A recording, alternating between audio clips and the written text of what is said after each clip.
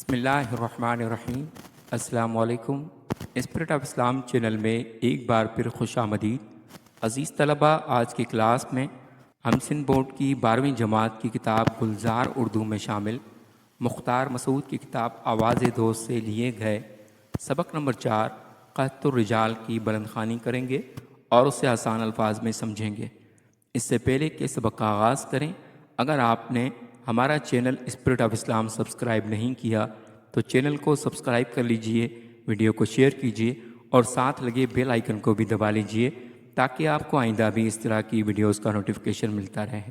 تو چلیے چلتے ہیں سبق کی طرف۔ اس سبق کا نام قحط الرجال ہے، جو کہ مختار مسعود کی تحریر کردہ کتاب آواز دوست سے لیا گیا ہے۔ آپ کی پیدائش 1926 عیسوی اور وفات 2017 عیسوی کو ہوئی۔ آپ کی مشہور تصانیف میں سفر نصیب، لوح ایام اور آواز دوست شامل ہیں۔ سب سے پہلے لفظ قحط الرجال کا معنی سمجھ لیتے ہیں۔ لفظ قحط کا معنی ہے خشک سالی یا کسی چیز کا کال پڑ جانا، اور رجال عربی زبان کے لفظ رجل کی جمع ہے۔ رجل عربی زبان میں مرد کو کہا جاتا ہے۔ قحط الرجال کا مرادی معنی یہ ہوگا کہ اچھے انسانوں کی کمی، اچھے لوگوں کی کمی۔ قحط میں موت ارزاں ہوتی ہے اور قحط الرجال میں زندگی، یعنی قحط میں بھوک اور خوراک کی شدید کمی کا زمانہ وہ وقت ہوتا ہے جب انسان کی زندگی خطرے میں پڑ جاتی ہے۔ کھانے پینے کی اشیاء کی کمی کے باعث لوگ کمزور ہو کر بیماریوں میں مبتلا ہو جاتے ہیں اور بہت بڑی تعداد میں ہلاکتیں وقوع پذیر ہونے لگتی ہیں۔ تو اس مصرعے میں کہا گیا ہے کہ قحط کے دنوں میں موت بہت سستی ہو جاتی ہے، یعنی بہت ہی آسانی سے ملنے لگتی ہے، یعنی معمولی سی وجہ سے لوگ موت کے منہ میں چلے جاتے ہیں۔ جو زندگی عام حالات میں بہت قیمتی اور مشکل سے ختم ہونے والی ہوتی ہے، وہ قحط کے عالم میں انتہائی سستی، ارزاں اور عام ملنے والی ہو جاتی ہے۔ تو اس مصرعے میں دراصل انسانی مجبوری اور معاشرتی حالات کی سختی کو ظاہر کیا گیا ہے، اور یہ بتایا گیا ہے کہ خوراک اور وسائل کی کمی سے انسان کی زندگی کس قدر بے وقت ہو کر رہ جاتی ہے۔ اور قحط الرجال کا مطلب ہوتا ہے کہ ایسے حالات میں جب اعلیٰ کردار، علم و فضل اور قابلیت رکھنے والے لوگ کم ہو جائیں، یعنی اہل علم، اہل دانش اور اہل ہمت لوگ معاشرے میں ناپید ہو جائیں۔ اور زندگی ارزاں ہوتی کا مطلب ہوتا ہے کہ زندگی سے مراد عام، جاہل، کم حیثیت یا بے وقت آدمی ہوتے ہیں، یعنی عزت اور مقام پانا یا بآسانی اہمیت اختیار کر لینا۔ یعنی جب اہل علم، اہل دانش اور بڑے لوگ معاشرے میں ناپید ہو جاتے ہیں تو وہاں معمولی اور کم علم لوگ بھی اہم سمجھے جانے لگتے ہیں اور ان کی زندگی عزت کے مقام پر آ جاتی ہے۔ اچھے اور قابل انسان ناپید ہو جائیں تو جاہل اور کم درجے کے لوگ بھی مقام اور حیثیت حاصل کر لیتے ہیں، اور معاشرے میں اعلیٰ کردار اور اہل بصیرت لوگ نہ رہیں تو ظلم، ناانصافی اور انتشار بڑھ جاتا ہے۔ ایسے ماحول میں انسان کی زندگی بے وقت ہو جاتی ہے، ہر طرف قتل و غارت، ظلم و جبر اور افراتفری عام ہو جاتی ہے۔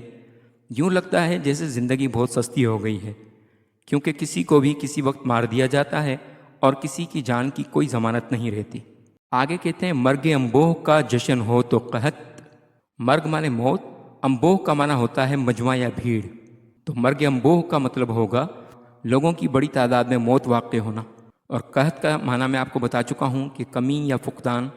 تو یہاں اس جملے کا مطلب ہوگا کہ جب کسی معاشرے میں بڑی تعداد میں لوگوں کی ہلاکت کو بھی خوشی اور جشن کا موقع سمجھا جانے لگے تو یہ اس بات کی علامت ہے کہ وہاں انسانیت، رحم دلی، انصاف اور اعلیٰ اقدار کا شدید قحط ہے، یعنی وہاں انسان موجود ہے مگر انسانیت ناپید ہو چکی ہے۔ یا مصنف کا یہ جملہ معاشرتی بگاڑ اور اخلاقی زوال کی طرف اشارہ کرتا ہے، یعنی اس سے مراد ہے کہ اگر انسانی جان کی حرمت باقی نہ رہے اور لوگوں کی موت پر بھی جشن منایا جانے لگے تو یہ انسانیت کے قحط کی سب سے بڑی نشانی ہے۔ اس کے بعد کہتے ہیں حیات بے مصرف کا ماتم ہو تو قحط الرجال۔ بے مصرف کا مطلب ہوتا ہے بیکار، حیات کا معنی ہوتا ہے زندگی۔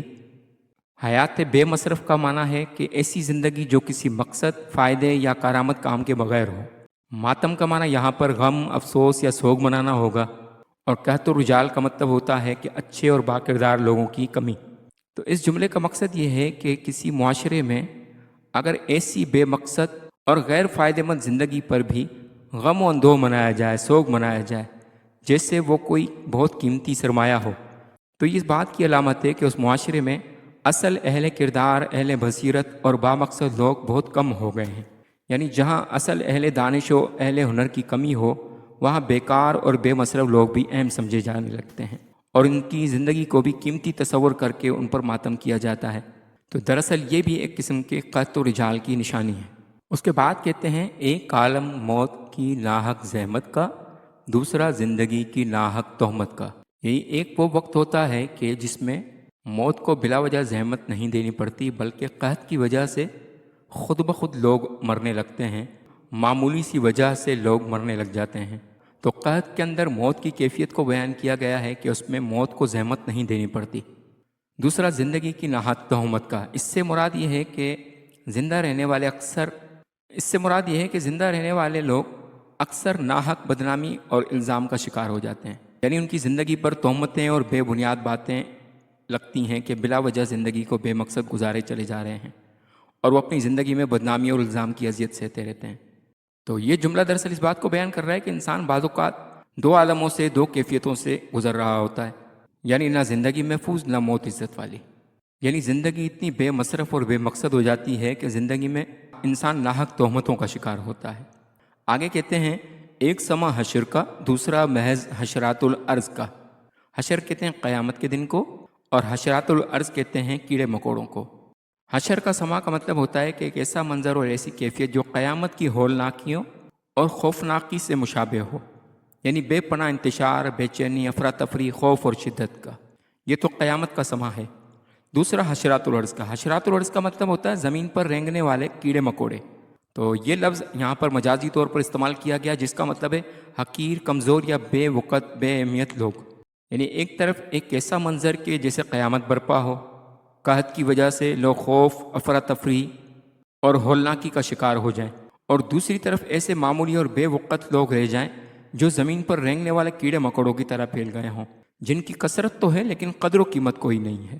یعنی ایک طرف قیامت جیسا ہنگامہ اور خوف و ہراس، اور دوسری طرف بے مقصد زندگی جو کیڑوں مکوڑوں سے بھی کمتر سمجھی جائے۔ اس کے بعد کہتے ہیں زندگی کے تعاقب میں رہنے والے قحط سے زیادہ قحط الرجال کا غم کھاتے ہیں۔ زندگی کے تعاقب میں رہنے والے کا مطلب ہوتا ہے کہ وہ لوگ جو زندگی کو سنجیدگی سے جینے والے ہوں، با مقصد زندگی گزارنے والے ہوں، فکر اور شعور کے ساتھ آگے بڑھنے والے ہوں۔ یعنی جو اچھی اور با مقصد زندگی گزارنے والے لوگ ہیں، وہ قحط سے زیادہ اچھے لوگوں کی کمی یا اچھے لوگوں کی موت کا افسوس کرتے ہیں۔ یعنی جو لوگ حقیقت میں زندگی کے مقصد کو سمجھتے ہیں اور بامعنی زندگی گزارنا چاہتے ہیں، ان کے لیے سب سے بڑا غم یہ نہیں ہوتا کہ معاشرے میں کھانے پینے کی کمی ہو گئی ہے، قحط پڑ گیا ہے، بلکہ ان کے نزدیک سب سے بڑا دکھ یہ ہوتا ہے کہ قابل، باکردار اور رہنما انسان ناپید ہوتے جا رہے ہیں۔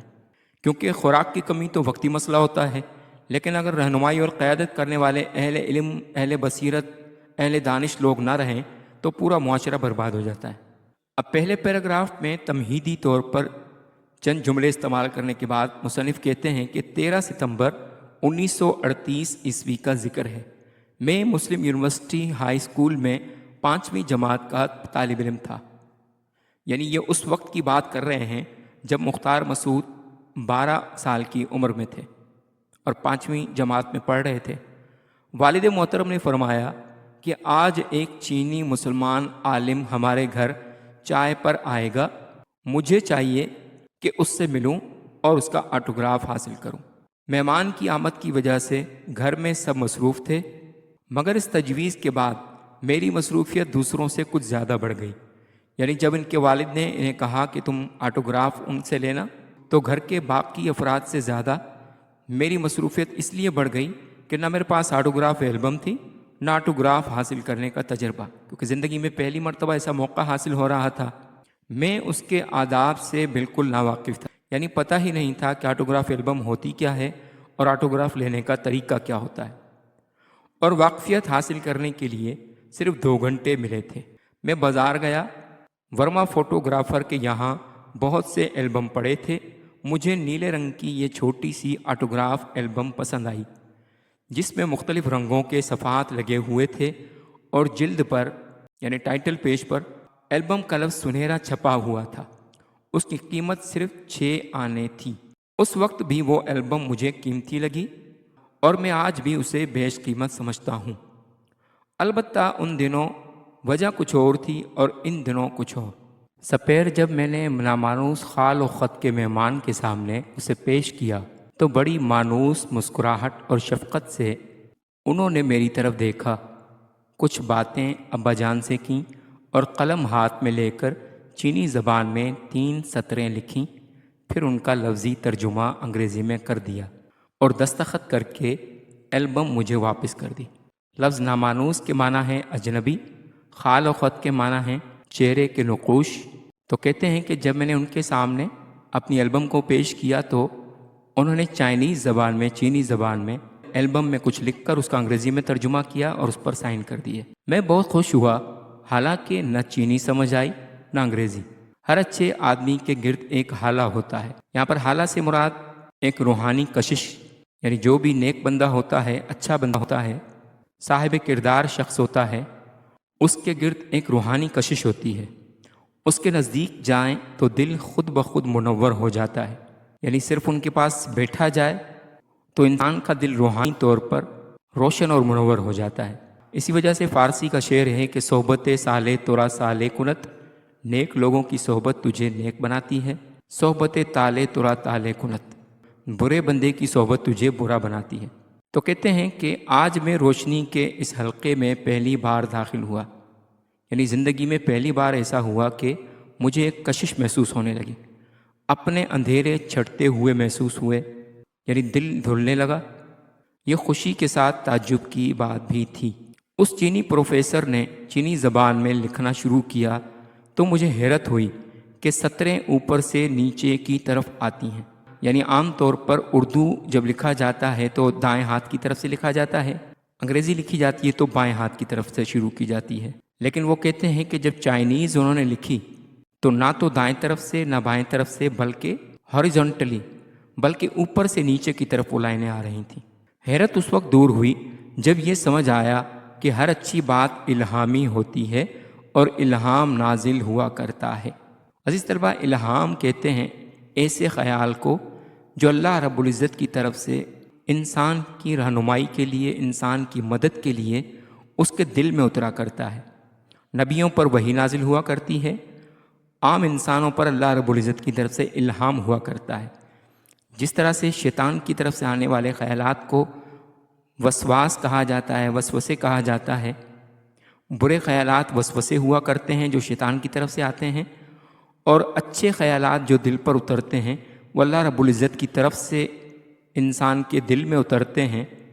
اس وجہ سے یہاں کہتے ہیں کہ اچھی بات الہامی ہوتی ہے، یعنی اوپر سے نازل ہوتی ہے۔ چینی زبان میں لکھے گئے الفاظ اوپر سے نیچے شاید اسی وجہ سے آ رہے تھے کہ ہر اچھی بات الہام کے طور پر اوپر سے نیچے آیا کرتی ہے۔ معزز مہمان نے چینی زبان میں میری البم میں جو کچھ لکھا تھا اس کی قدر و قیمت مجھے بہت دنوں بعد معلوم ہوئی، اور یہ بہت سے دن میں نے ایک تلاش میں صرف کیے ہیں، محمد ابراہیم شاکیو چن تو دستخط کرنے اور چائے پینے کے بعد رخصت ہو گئے۔ وہ ایک طویل سفر پر نکلے ہوئے تھے، یعنی ایک لمبے سفر کے لیے نکلے تھے، اور ان کے دستخط کی بدولت میں بھی ایک طویل سفر پر نکل کھڑا ہوا۔ یعنی اس البم میں جب ایک دستخط کروایا، ایک آٹوگراف لیا، تو دل نے چاہا کہ مزید جو خالی صفحات ہیں ان کو بھی کسی کے آٹوگراف سے پر کیا جائے۔ تو اس سفر پر مختار مسعود کہتے ہیں کہ میں نکل پڑا، میرا یہ سفر آج بھی جاری ہے۔ کہتے ہیں 34 سال گزرنے کے باوجود آج بھی میں اس آٹوگراف کو اپنے ساتھ رکھے ہوئے آٹوگراف لینے کے لیے اچھے لوگوں کی تلاش میں ہوں۔ شروع میں یہ بات بڑی آسان لگی کہ کسی بڑے آدمی کے دستخط حاصل کیے جائیں، مگر جو ہی میں نے دوسرا ورق الٹا اور سوچنے لگا کہ اب کس کے آٹوگراف لیے جائیں تو بات ہاتھ سے نکل گئی۔ یعنی کہتے ہیں جیسے ہی میں نے دوسرا پیج پلٹا اور چاہا کہ اس پر اگلے کسی شخص سے میں آٹوگراف لوں گا، تو مجھے یہ بات آسان تو لگ رہی تھی لیکن اگلا کوئی خاص شخص مجھے مل نہیں پا رہا تھا۔ میں نے والد محترم سے رہنمائی چاہی تو ہدایت ملی کہ آٹوگراف البم کے صفحات ہوں یا زندگی کا ورق سادہ، انہیں یوں ہی نہیں بھرنا چاہیے۔ یعنی یہ جو آٹوگراف بک تم نے لے رکھی ہے، اسے ہر کسی سے، ہر ایرے غیرے سے آٹوگراف مت لیتے پھرنا، بلکہ خاص اور بامقصد زندگی گزارنے والے اہم لوگوں سے آٹوگراف لینا ہے۔ اسی طرح سے زندگی میں بھی ہر ایک کو شامل نہیں کیا جاتا، بلکہ جو خاص لوگ ہوتے ہیں ان کو اپنی زندگی میں شامل کیا جاتا ہے۔ جاؤ نگہ انتخاب کو کام میں لاؤ، یعنی لوگوں کی پہچان کرو۔ بڑے آدمی زندگی میں کم اور کتابوں میں زیادہ ملیں گے، یعنی دنیا میں اچھے لوگوں کی کمی ہو گئی ہے، لہٰذا بڑے لوگ یا تو قبروں میں چلے گئے ہیں یا کتابوں میں موجود ہیں۔ یہاں بڑے سے مراد اچھے اور باکردار لوگ ہیں۔ ان سے تعارف کے لیے کارلائل سے مدد مانگو۔ تھامس کارلائل یہ ایک اسکاٹش فلسفی، ریاضی دان، مورخ اور نثر نگار اور طنزیہ ادیب تھا۔ تو مختار مسعود کہتے ہیں کہ میرے والد نے کہا کہ ان سے تعارف کے لیے کارلائل سے مدد مانگو، یعنی ان کی زندگی کو پڑھو، ان کی کتابوں کو پڑھو، انہوں نے جو تاریخ سے متعلق کتابیں لکھی ہیں ان کا مطالعہ کرو۔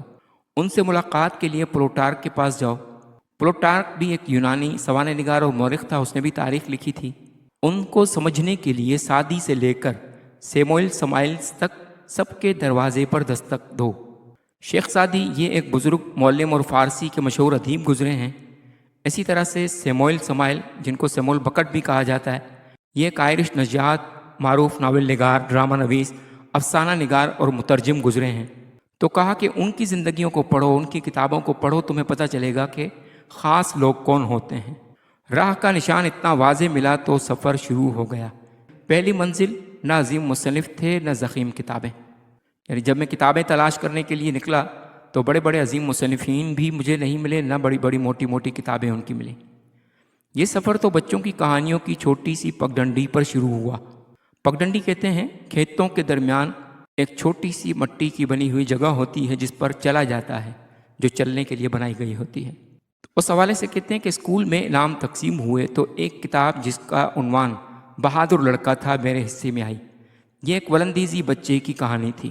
ولندیزی بچہ ہالینڈ کے بچے کو کہا جاتا ہے جو سرما کی ایک شام، یعنی سردی کی ایک شام میں سمندری پشتے پر جا رہا تھا کہ اس کی نظر ایک چھوٹے سے سوراخ پر پڑی۔ اس نے سوچا اگر وہ گاؤں جا کر اس کی خبر کرے گا تو اتنی دیر میں پانی کے زور سے پشتے میں شگاف ہو جائے گا، یعنی وہ ٹوٹ جائے گا، اور پھر وہ ساری بستیاں اور وہ سارے کھیت جو سطح سمندر سے نیچے ہیں غرق ہو جائیں گے۔ وہ اس سوراخ پر ہاتھ رکھ کر بیٹھ گیا، یعنی وہ ولندیزی بچہ، ایک تو شام کا وقت، دوسرا سردی کا موسم۔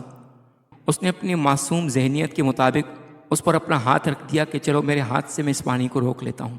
رات آئی تو وہ اسی حالت میں سو گیا، پہلے سردی اور پھر موت سے اس کا جسم اکڑ گیا، مگر ننھا سا ہاتھ جوں کا توں پشتے کے چھوٹے سے سوراخ پر رکھا رہا۔ صبح ہوئی تو لوگوں نے دیکھا کہ ان کا محسن، یعنی احسان کرنے والا، ایک بہادر لڑکا ہے۔ میرے سفر کی یہ پہلی منزل تھی۔ مختار مسعود کہتے ہیں جب میں نے یہ کتاب پڑھی تو مجھے پہلی مرتبہ اندازہ ہوا کہ اصل قیمتی لوگ کون ہوتے ہیں۔ اس کا نقش دوسری ساری منزلوں سے گہرا اور روشن ہے۔ یہ منزل جرت اور قربانی کی منزل ہے، یعنی مجھے اندازہ ہوا کہ دنیا میں نامور وہی ہوا کرتے ہیں جو لوگوں کے لیے آسانیوں کا باعث بنتے ہیں اور لوگوں کے لیے قربانیاں دینے والے ہوتے ہیں۔ اس سے بہت سے نام ہیں، اور وہ نام جس سے اس کی ساری عظمتیں عیاں ہوتی ہیں۔ عیاں کا مطلب ہوتا ہے ظاہر، شہادت کہلاتا ہے، یعنی ایسے لوگ مر کر امر ہو جاتے ہیں، ہمیشہ کے لیے زندہ ہو جاتے ہیں۔ میں نے آٹوگراف البم کا ورق الٹا اور وہ سادہ نکل آیا، یعنی ابھی تک اس پر کچھ بھی نہیں لکھا تھا۔ اگلے 2-4 ورق بھی سادہ تھے، اس کے بعد کچھ اور دستخط ہیں، اور ان کے بعد بہت سے ورق خالی ہیں۔ یہ البم میں نے 34 برس پہلے خریدی تھی اور اسے مسلسل استعمال کر رہا ہوں۔ اس کے باوجود اس کے نصف صفحات خالی ہیں، یعنی آدھی سے زیادہ ڈائری خالی پڑی ہے۔ پچھلی 3 دہائیوں میں، دہائی کہتے ہیں 10 سالوں کو، یعنی پچھلے 30 سال میں سرکردہ افراد غول در غول ملے، یعنی گروہ در گروہ مجھے ایسے لوگوں سے ملاقات ہوئی پچھلے 30 سال میں۔ انہیں بہت قریب سے دیکھا ہے، مگر ابھی تک یہ البم نہیں بھری۔ یہ کیا ماجرا ہے؟ شیخ یوسف سبریلی نے، جو کہ ابن عربی کے مرشد تھے، ایک سیاہ بلی پالی ہوئی تھی۔ شیخ کی صحبت میں یہ بلی تزکیہ باطن کی منزلیں طے کر گئی، یعنی شیخ یوسف سبریلی کی صحبت میں رہ کر اس کا دل اتنا منور، مصفہ اور پاکیزہ ہو گیا کہ اس نے روحانیت کی منزلیں طے کر لیں۔ وہ بے ہنر سے نفرت اور بے غرض سے الفت کرتی، یعنی جو بے مقصد انسان ہوتا اس کے قریب نہیں جاتی، اور جو بے لوث مخلص انسان ہوتا اس کے قریب ہو جاتی، اس کے پاؤں چاٹتی، دم ہلاتی، اور ان دونوں کو شناخت کر لیتی۔ برے بندے کو بھی شناخت کر لیتی، اچھے بندے کو بھی شناخت کر لیتی۔ اولیاء ملنے آتے تو ادب سے بیٹھی رہتی، یعنی اللہ کے ولی جب ملاقات کے لیے آتے تو وہ بلی ادب سے بیٹھی رہتی، کوئی بے ذوق کہا نکلا تو یہ اٹھ کر چلی جاتی۔ میں نے بہت طرح چاہا، یعنی میں نے کافی کوشش کی، بہت ساری کوشش کی کہ قلب میں، قلب کا مطلب ہوتا ہے دل، کچھ خاصیت و خصلت اس سیاہ بلی کی پیدا ہو جائے کہ چلو جیسی خصلت اس بلی کو ملی ہوئی ہے لوگوں کو شناخت کرنے کی، وہ خاصیت مجھے بھی نصیب ہو جائے۔ اس کا رنگ تو آ گیا مگر اس کی مردم شناسی نہ آئی، یعنی میرا دل اس کالی بلی جیسا تو ہو گیا لیکن لوگوں کو پہچاننے کی صلاحیت مجھے نہیں آئی۔ کوشش البتہ جاری ہے، اور اس کی نوعیت یہ ہے کہ میں نے جب بھی اپنی آٹوگراف البم کو استعمال کے لیے ساتھ رکھا، پہلے دل میں جھانکا، اگر بلی اٹھ کر چلی جائے تو میں البم کو جیب سے باہر نہیں نکالتا، یعنی جب دل میں خیال آئے کہ اس شخص سے آٹوگراف نہیں لینا تو پھر میں آٹوگراف البم نہیں نکالتا۔ تو اس پیراگراف میں دراصل یہ بتا رہے ہیں کہ دل کا تزکیہ صرف کتابوں سے نہیں بلکہ نیک لوگوں کی صحبتوں سے ملا کرتا ہے۔ انسان اللہ کے ولیوں کی صحبت میں رہ کر تزکیہ باطن سیکھتا ہے۔ عزیز طلبہ، امید ہے کہ آپ کو آج کا لیکچر پسند آیا ہوگا۔ اگر آپ کو لیکچر پسند آیا تو چینل کو سبسکرائب کر لیجئے اور بیل آئیکن کو بھی دبا لیجئے تاکہ آپ کو آئندہ بھی اس طرح کے مزید لیکچرز ملتے رہیں۔ ملتے ہیں اگلے لیکچر میں، تب تک والسلام علیکم ورحمۃ اللہ وبرکاتہ۔